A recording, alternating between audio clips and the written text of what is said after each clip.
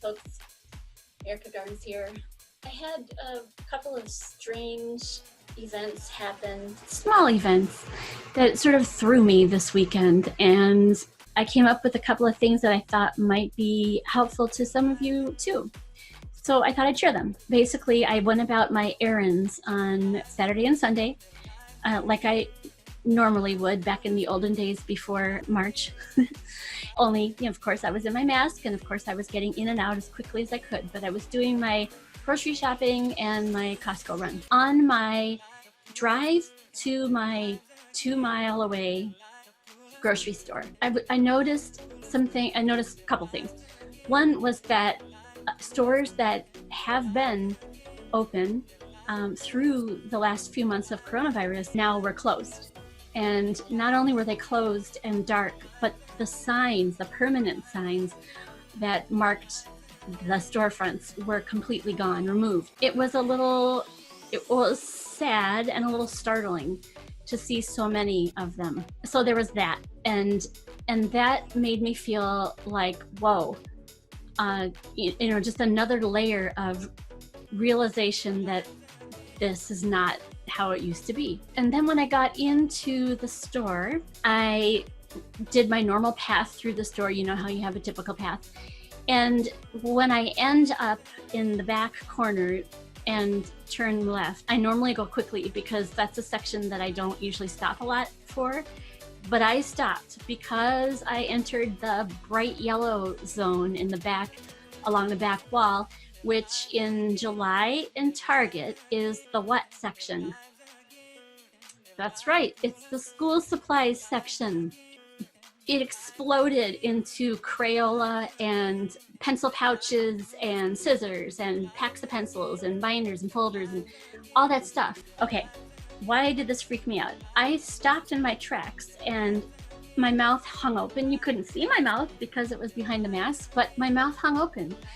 And it was not a fun feeling. It was a feeling of, wait a minute, did Target decide that we're going back to school this fall? And because I know what I think I heard our governor say about when there's an announcement coming out about how and when we'll start school. And it was not to come for several weeks. And so it felt to me like Target was jumping the gun, assuming that we're going back to school like we normally do, when there are still a whole lot of questions about school. Made me second guess my understanding and my analysis of the information I listen to and gather throughout every week. It made me second guess my sources too. And now this might sound like a small thing, but it really shook me because once again, this has happened so many times over the last few months. It was another example of feeling like I don't know what reality is right now, and I don't know what reality is tomorrow, the next week, the next month. Here's what I mean by that. When we go through changes, or when we make changes at home or at work, we're going from a fixed state where we know, we've got some assuredness. We are comfortable in knowing what it is that we're in right now, right? The state of affairs. And until March, we would approach a change as something maybe that we didn't want, maybe that we did want. Nonetheless, we knew there would be a transition zone, which can be uncomfortable. But then the change state is likely to be something that is also rather fixed.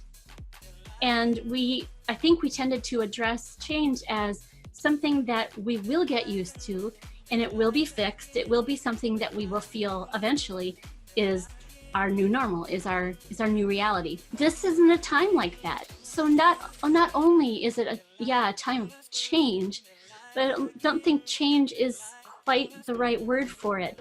It's also not that uncertainty isn't tough, but it's more than uncertainty. It's like not being able to trust your own instincts and your own perceptions of what is real. And that is so disorienting and so unsettling for many of us. So here's what this image came to mind as I was thinking about this. If you have ever been to one of those trampoline parks, indoor trampoline parks, you know that many of them will have one area that is a running area with hard floor, and then an edge, a padded edge, and then a pit. And in the pit are these gigantic foam cubes, right? And it's full of foam cubes. Well, they're a blast. But when you jump into one and you try to stand up or, gain some stability using the other foam cubes right next to you, it doesn't work. You're constantly losing your balance and falling over. And that is what this feels like. It feels like maybe today I scanned all my most trusted news sources. Today, I think I know some things about the current state of affairs, but this evening, that might all just go poof. And everything that I thought I knew might be completely outdated. In fact, it's likely that it will be. Everything that will come to be tomorrow is something that I couldn't have predicted today. So it's like being in flux all the time. That's really anxiety producing for so many people.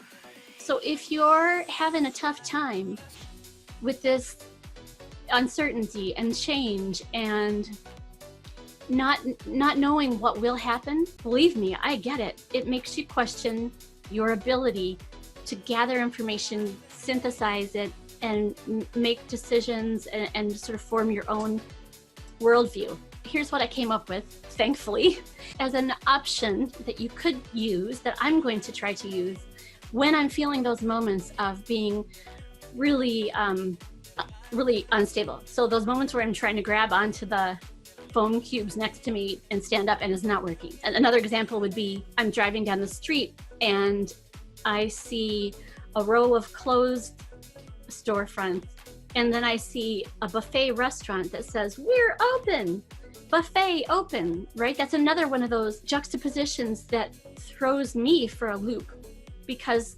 there's absolutely closed businesses next to one that I thought had some tight restrictions around how it would operate, but now they're saying even the buffet is wide open for business. So it's like doing double takes constantly. Anyway, if that is uncomfortable to you, that jarring every day, here's one thing you can do. If you have listened to me before, you know I'm a fan of something that I call back pocket phrases. I like to have back pocket phrases because they make me feel more prepared, secure, confident, and effective. And a lot of my clients I work with to develop their own back pocket phrases, whether they're managers, leaders, or professionals. So here's an idea. Instead of feeling jarred by some new piece of news or a new decision that somebody made that affects you by making you anxious and question, what if we instead think about it as in everyone's making their best guesses and planning to cover all their options as they know them right now.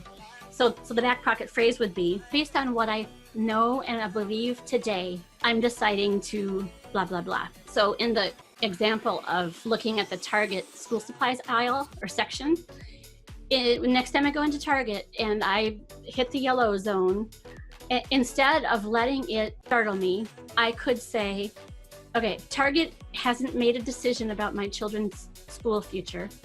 It's just that they're trying to cover their bases.